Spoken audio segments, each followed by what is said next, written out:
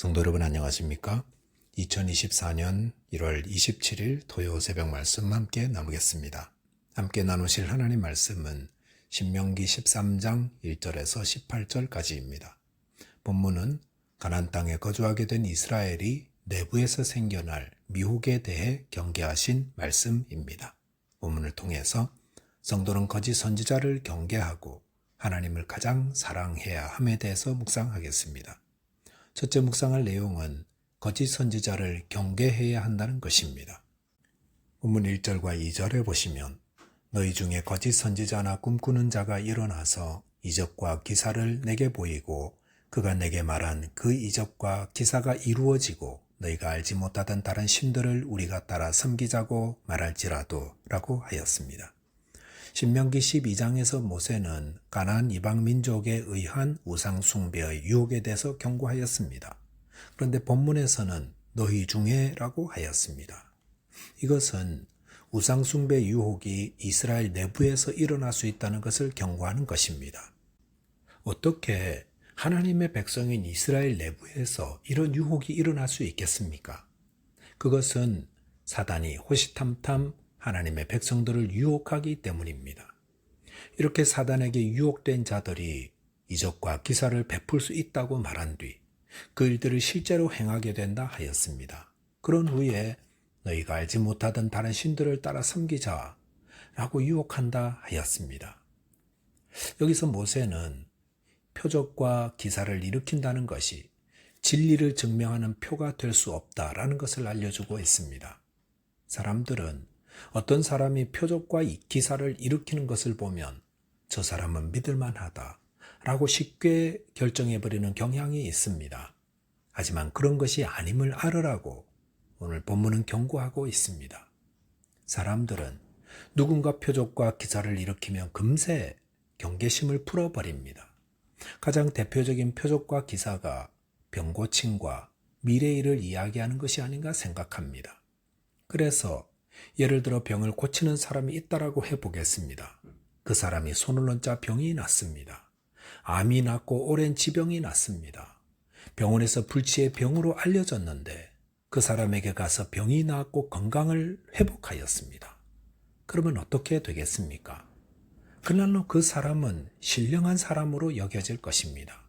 왜냐하면 그런 초자연적인 일들은 하나님이 허락하셔서 행한다고 생각하기 때문입니다. 그래서 그런 사람이 하는 말은 앞뒤 따져보지도 않고 진리로 받아들일 가능성이 큽니다. 그런데 오늘 본문에서 무엇 하십니까? 본문 3절에 보시면 너는 그 선지자나 꿈꾸는 자의 말을 청종하지 말라.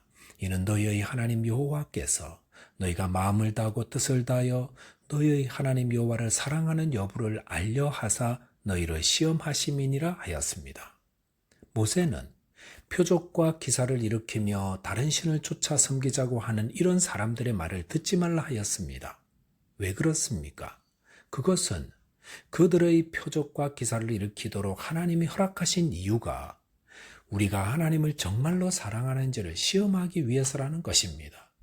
즉 하나님은 저와 여러분이 정말로 하나님을 사랑하는지 알아보시기 위해 우리 가운데 거짓 선지자와 꿈꾸는 자들을 보내어 표적과 기사를 일으키게 하며 다른 신을 쫓아 섬기자라고 시험하신다는 것입니다. 표적과 기사를 행하는 사람을 보면서 놀라지 않을 사람은 없습니다. 하지만 표적과 기사를 행한다고 해서 그것이 참 선지자의 기준이 되는 것이 아님도 알아야 합니다. 참 선지자의 기준은 그가 참으로 하나님을 의지하느냐에 있지 그가 행하는 이적과 기사에 있지 않습니다. 마태복음 24장 24절에서 예수님은 주님이 오실 때가 가까워오는 말세에 거짓 그리스도들과 거짓 선지자들이 일어나 큰 표적과 기사를 보여 할 수만 있으면 택하신 자들도 미혹한다고 하였습니다. 여기 보시면 거짓 그리스도들과 거짓 선지자들이 큰 표적과 기사를 보인다 하셨습니다. 이를 통해 택하신 자들을 미혹한다 했습니다. 믿는 자에게도 표적과 기사가 일어나지만 사단의 종로로 타는 자들을 통해서도 표적과 기사가 일어납니다. 물론 그것은 하나님이 그의 백성을 시험하기 위한 도구입니다. 성도는 주위의 거짓 선지자들을 주의하되 우리가 붙잡아야 할 기준은 오직 하나님의 말씀뿐임을 잊지 말아야 하겠습니다. 둘째로 묵상할 내용은 하나님에 대한 사랑이 가장 우선이어야 한다는 것입니다. 본문 6절과 7절에 보시면 내 어머니의 아들 곧 내 형제나 내 자녀나 내 부모의 아내나 너와 생명을 함께하는 친구가 가만히 너를 꿰어 이르기를 너와 내 조상들이 알지 못하던 다른 신들 곧 내 사방에 둘러싸고 있는 민족 혹 내게서 가깝든지 내게서 멀든지 땅 이 끝에서 저 끝까지에 있는 민족의 신들을 우리가 가서 섬기자 할지라도 라고 하였습니다. 여기 보시면 다른 신들을 섬기자고 유혹하는 또 다른 그룹을 이야기하고 있습니다. 그것은 나와 가장 가까운 부모나 형제 혹 자녀나 가까운 친구일 경우라고 하였습니다. 가족이나 친척이나 가까운 친구의 유혹은 사람의 판단력을 흐리게 만들어 이방신을 섬기도록 하는데 가장 효과적인 사단의 도구가 될 수 있습니다.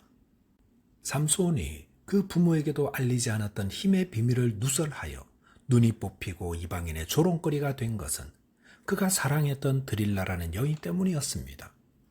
예수님이 행하시려는 십자가 구속사역을 막아선 자 역시 예수님의 가장 가까운 수제자 베드로였습니다. 죄악의 유혹은 가장 가까운 사람들에게서 비롯될 수 있습니다. 이들은 끈끈한 정으로 얽혀있기 때문에 이로 인해 미혹당할 때 이를 뿌리치기란 쉽지 않습니다. 솔로몬은 여호와를 경외하는 것이 지식의 근본, 지혜의 근본이라고 스스로 잠언을 가르쳤던 자입니다. 그리고 자기 입으로 음료를 가까이 하다가 떡 한 조각만 남게 된다고 누차 가르쳤습니다. 그런데 수많은 아내와 첩으로 인해 솔로몬은 말년에 하나님을 버리고 예루살렘 성 안에 우상의 제단을 세우는 죄악을 저질렀습니다. 그렇기 때문에 누가복음 14장 26절에서 예수님은 물은 내게 오는 자가 자기 부모와 처자와 형제와 자매와 더욱이 자기 목숨까지 미워하지 아니하면 능히 내 제자가 되지 못한다라고 하셨습니다. 예수님을 따르려는 자는 자기 부모와 처자식과 형제 자매와 나아가 자기 목숨까지 미워해야 한다고 하셨습니다. 그것은 예수를 믿으면 가족들과 다 원수처럼 지내라는 것이 아닙니다. 그리스도인은 부모님을 공경하고 배우자를 사랑하고 섬기며 또 가까운 가족이나 친구, 이웃들을 성심으로 섬기고 사랑해야 합니다.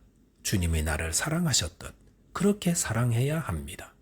그런데 만약 이렇게 나와 피를 나눈 형제나 내가 사랑하는 배우자, 혹 내가 존경하고 아끼는 부모님이라도 내게 신앙을 버릴 것을 종용한다면 그럴 때에 그들과의 끈끈한 관계를 더 소중히 여기기보다 하나님을 사랑하고 섬기는 자 되라는 것입니다. 그래야 주님을 따를 수 있는 것입니다. 즉 하나님을 섬기고 사랑하는 것이 내 삶의 가장 최우선이 되어야 한다는 말입니다. 신명기 6장 5절에서 너는 마음을 다하고 뜻을 다하고 힘을 다하여 내 하나님 여호와를 사랑하라 하셨습니다. 여기서 다하다라는 것은 남김없이라는 의미입니다. 즉 하나님께 마음을 남기지 말고 다 들여 사랑하라. 하나님을 향해 내가 가진 뜻을 남김없이 다 들여 사랑하고 하나님께 내 힘을 남김없이 다 들여 사랑하고 섬기라는 것입니다. 이렇게 남김없이 드리는 것은 하나님만을 사랑하고 섬기는 것이 내 삶의 최우선이요 최고의 가치가 된다는 것입니다. 본문 13절 17절에 보시면 하나님을 떠나 다른 신을 섬기자고 하는 성읍이 있다면 그들을 칼날로 진멸하라 하였습니다. 이것은 하나님을 떠나게 만드는 죄를 과감히 멀리하라는 말씀입니다. 성도 여러분, 최선을 다해 하나님을 사랑하시되 하나님의 사랑을 방해하는 모든 유혹과 죄가 있다면 능히 이기시기 바랍니다. 저와 여러분께서 하나님을 가장 사랑하는 자 되시되 모든 유혹과 죄를 단호히 물리치심으로 하나님이 주시는 생명과 복을 누리는 자 되시기 바라겠습니다. 기도하겠습니다.